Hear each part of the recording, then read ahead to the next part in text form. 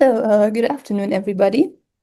My name is Stefanie Heumann, and as mentioned, I would like to talk about lexical transitivity in Gorwaa. So we're going to start with a theoretical part about clause structure and transitivity, and then we're going to dive right into the research question.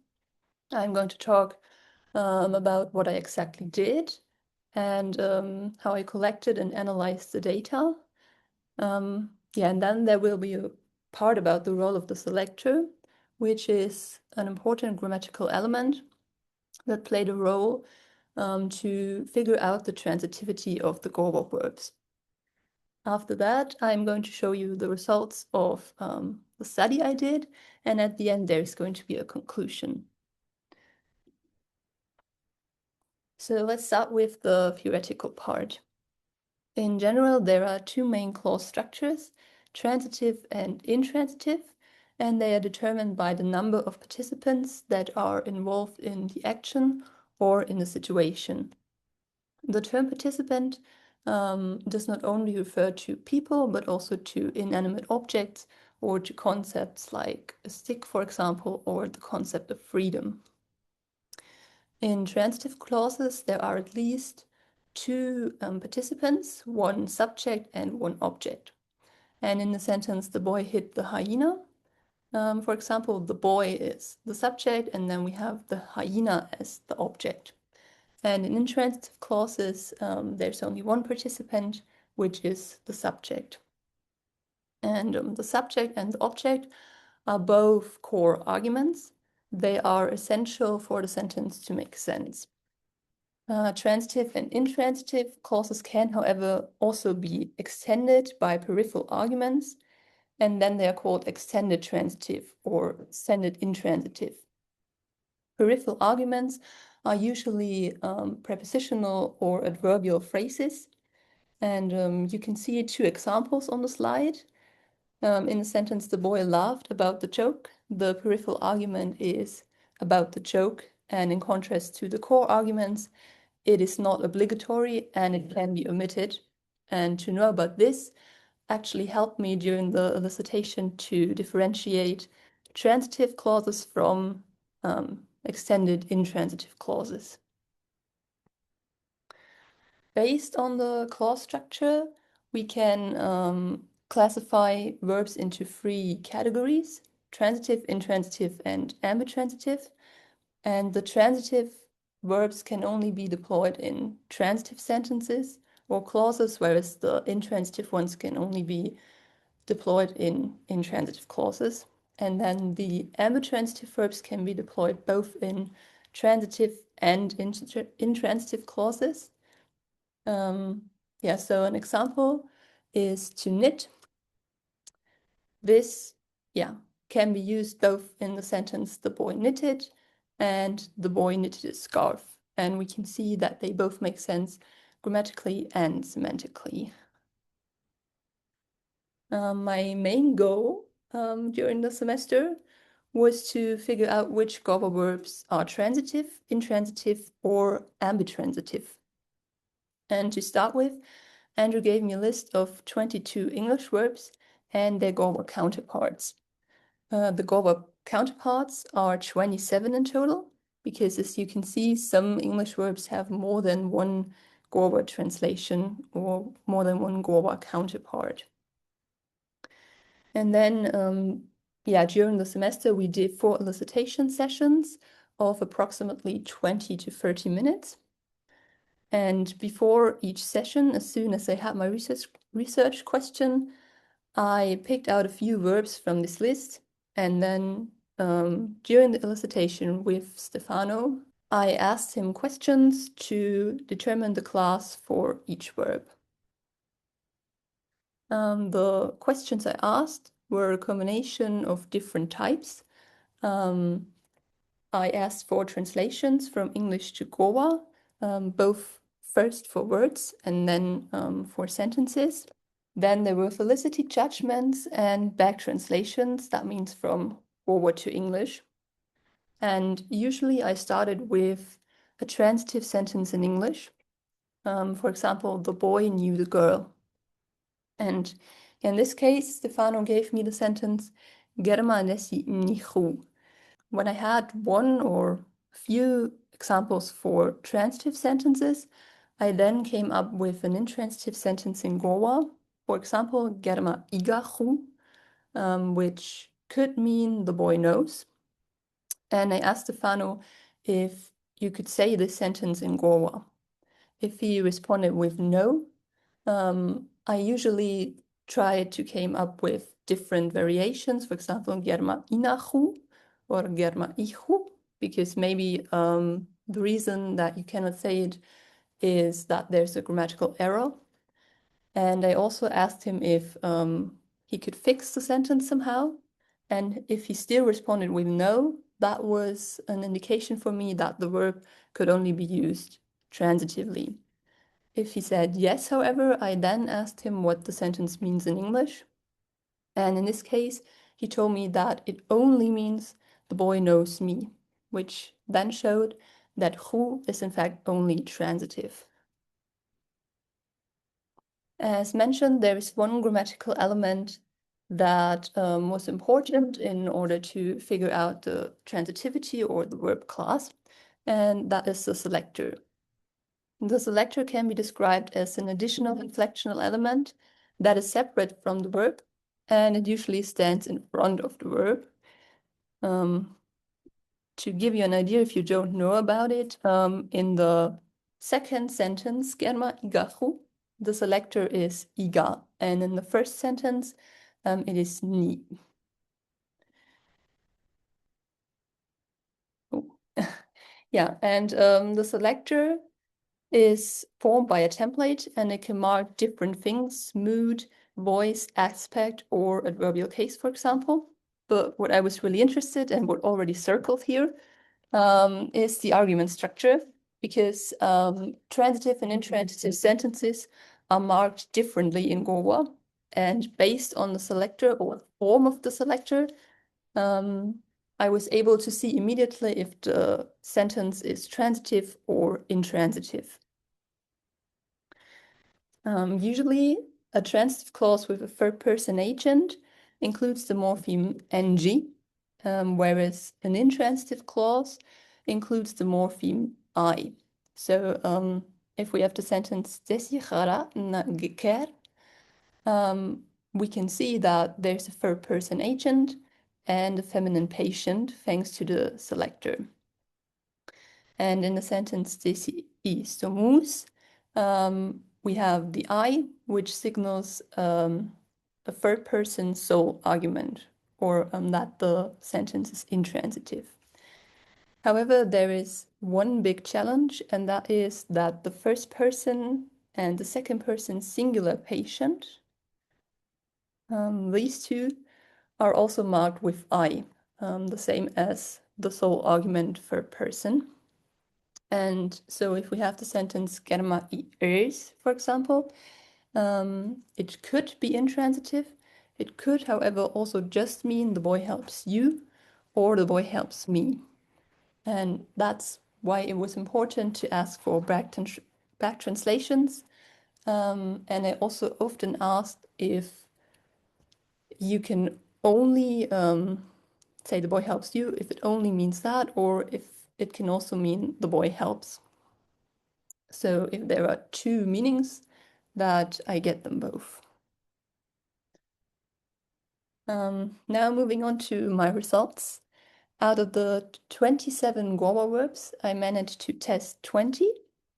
And yeah, out of these 29 ones are transitive, 5 are intransitive, and 6 are ambitransitive. The transitive ones are break, smell, stop, follow, help, know, and burn. And then the intransitive ones are break as well, as there is one transitive form and one intransitive verb for break. There's also another verb for stop that is solely intransitive. And then we have change, win, and enter. And lastly, the ambitransitive verbs are eat, hear, read, guard, and fear. Some verbs, however, were more complicated to classify, or I encountered a few what I call special cases or interesting constructions, and I still want to talk about these. The first one of these is varkau, which means to change. And I found out that there are two forms as well. The one I intended to test is varkau, and it can only be used intransitively. For example, in the sentence, it changed, a varker. And if we want to build a transitive sentence, we have to use the verb varkes. And the es at the end is what actually renders the verb varkau transitive. Then another example is tur. And here I got the sentence desi I tur uringo, which translates to as for cooking, the girl will help. And what is interesting about this is that in all other instances, tur could only be used transitively. Except for this one example where it is used intransitively. And I assume that this one might be an exception, and that the exception or the reason for the exception is the structure of the sentence and the use of the topic marker O at the end, which then translates the sentence to as for cooking. But as I said, it's at the moment just an assumption. So it would be necessary to still look further into it and to still ask a few more questions about that. And then the last so-called special case is za, which means to smell. And this one also wasn't easy to classify. As for tur, in 90% of the cases, it could only be used transitively. But I have one example in which it is used intransitively, and that is su'ai itza amin. The dog is smelling. And you can see that at the end of the sentence, there's a combination of two duration markers. And in Iraq, the duration marker could be used to render the verb intransitive. So I assume that is what happened here as well in Gorwaa. Although I suggest to also look further into that to verify or prove wrong this hypothesis. In conclusion, I can say that there is no evidence for a specific pattern. We just have to know if these Gorwaa verbs can be used transitively, intransitively, or ambitransitively, just like in other languages as well. But I found out that sometimes there are two forms or two verbs that refer to the same action, and one can only be used transitively and one can only be used intransitively. For example, for break, we have ikau, which can only be used transitively, and ket, which can only be used intransitively. Yeah, in addition, I would say that there are certain ways to render transitive verbs intransitive or the other way around. For example, by the use of the duration marker, as we saw for za. And yeah, it would be useful or interesting to do further research about that. At that point, I also wanted to bring up the table again that I showed at the beginning, which you can already see, because as I mentioned, I only managed to test 20 out of the 27 Gorwaa verbs. That means that there are still 7 left, and I think many, many more Gorwaa verbs which are not classified yet. And yeah, it would be interesting or helpful to classify them as well. And in general, it would be helpful to do more research in this area of transitivity. And these are my references. And thank you very much for your attention. Brilliant. Thank you very much, Stefanie. I find this just such an interesting topic because there are these verbs that, we see and we use and every single day. In many ways, we still don't know fully what they're capable of. And I think that this is quite useful work. I think, like you said, it needs to be repeated for every verb, really, Yeah. to sort of fully check it out. Martin has a question. Yeah, thank you. Thank you, Stephanie. A brave topic and yeah, very nicely done. And I have a question about the sentence with the helping cooking. Do you have that sentence with cooking something? Like cooking porridge, help me cooking porridge or something like that. Because what you will get is then, I guess, is that the object marking on the selector will be to the patient of the nominalized verb that has the background, the topic suffix. Oh, yeah. That's interesting. Yeah, I didn't test that. I only have the sentence helps. I haven't worked it out, but it seems as if the two verbs, the main verb and the nominalized verb, work together then in terms of transitivity. Which would be why that would be a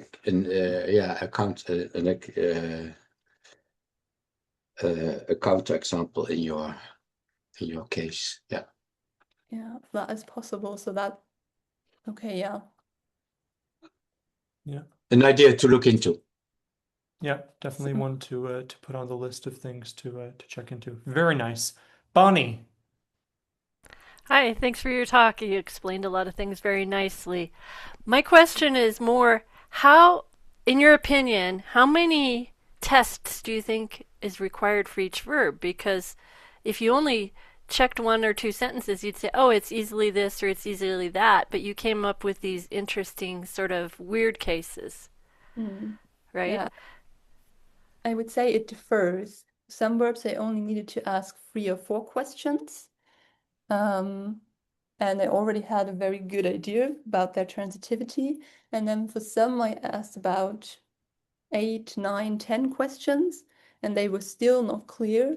And maybe if I asked more questions for the cases which I thought were easy, maybe if we also include the